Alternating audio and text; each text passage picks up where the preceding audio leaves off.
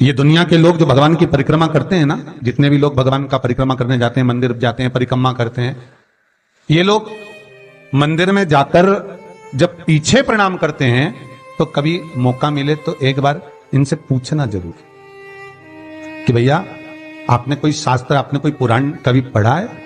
आपने शास्त्र पुराण का स्मरण किया है? हमारा कोई शास्त्र, कोई पुराण, कोई वेद यह वर्णन नहीं करता कि मंदिर के पीछे हम प्रणाम करें, हम मंदिर के पीछे नमन करें। हमारा शास्त्र वेद वर्णन नहीं करता। और देखे तो लक्ष्मी ने कहा, प्रभु जब गणेश जी के सम्मुख में रिद्धि सिद्धि, श्री, तुष्टि, पुष्टि, शुभ लाभ, सारे धन देने वाले, संपदा देने वाले जब गणेश जी के अग्रणी रहेंगे तो पीछे बिठाने में क्या दिक्कत है? आप वर दे दो। भगवान विष्णु ने तथास्तु कह दिया।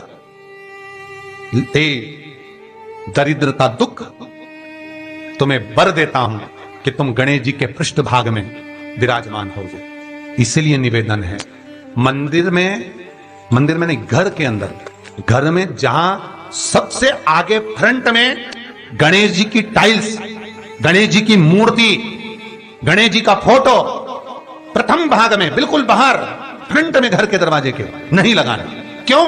जब जाओगे तो पृष्ठभाग गणेश जी का तुम्हारे जाते समय पड़ेगा। जीवन में दुख, तकलीफ, कष्ट आते ही रहेंगे।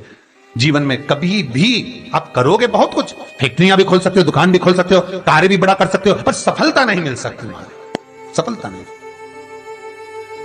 और यदि आपके घर में पहले से टाइल्स लगी है, मूर्ति लगी है गणेश जी की, हटा नहीं सकते, तो निवेदन है, एक फोटो गणेश जी का जब बाहर निकलो तो अपने, जब उधर फोटो लगाए तो एक फोटो बाहर जाते समय अंदर की ओर मुख कर लगा दीजिए।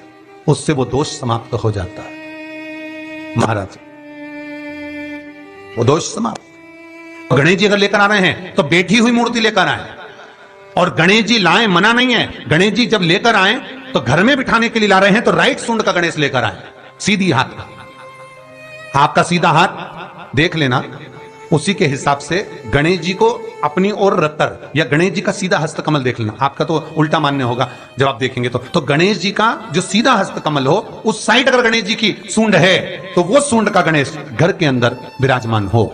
उल्टी सूंड का गणेश, लेफ्ट सूंड का गणेश, ये गणेश व्यापार, व्यवसाय, फैक्ट्री, दुकान, बिजनेस, ऑफिस जगह पर विराजमान हो। बहुत ध्यान देना, उल्टी सूंड के गणेश बहुत कम बनते हैं। क्यों कम बनते हैं? इसका शास्त्रीय प्रमाण है। कभी किसी मूर्तिकार के पास जाना और मूर्तिकार के पास जाकर पूछना, भैया तुम उल्टी सूंड का गणेश क्यों नहीं बनाते? जितने भी बनते सीधी सूंड के बनते। कभी पूछना उससे, वो बताएगा कि उल्टी सूंड के अगर गणेश जी बनाए, 50 गणेश जी अगर उल्टी सूंड के बनाए हैं तो उसमें से कम 30 गणेश जी अपने आप टूट जाते हैं या बिगड़ जाते हैं। शास्त्रीय है। उल्टी सूंड का गणेश बहुत कम पक पाता है या मिट्टी का बन पाता। और यदि आपने अपने हाथों से भी उल्टी सूंड का गणेश मिट्टी का बनाया तो 10 दिन पूजन करोगे, 10 दिन के अंदर वो मूर्ति, वो सूंड, वो गणेश जी चटक जाएगा। उल्टी सूंड का गणेश टिकता ही नहीं है, 10 दिन वो बीच में से खंडित हो ही जाएगा।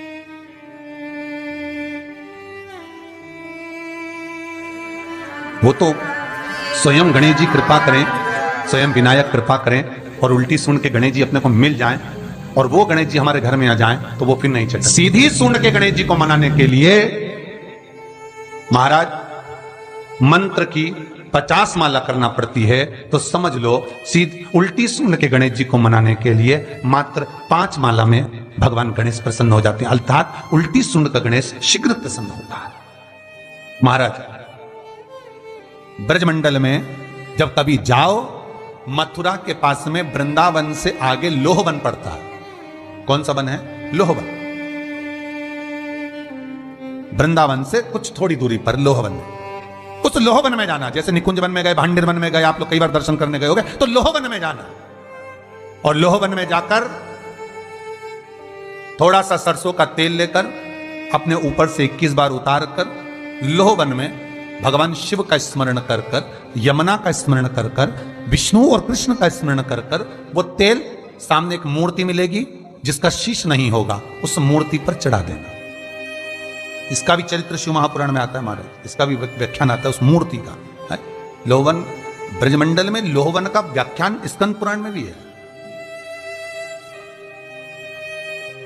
आप मेहनत कर रहे हो, फल नहीं मिल रहा, आप दुकान खोल रहे हो, चल नहीं रही है, आपका चित्तवृत्ति, आपके जीवन में सफलता आ ही नहीं रही, तो कहीं मत जाइए। आपके जीवन में 25 बार अंगूठी बदल के देख लिया, कभी पुखराज पहन लेते, कभी मोती पहन लेते, कभी नीलम पहन लेते, कभी कोई महाराज ने कहा तो ये कर लिया, कभी कोई महाराज बोला तो ये कर लिया, फल नहीं मिले, कहीं मत जाओ, कुछ मत पहनो, उसकी शरण में जाओ, उसकी शरण।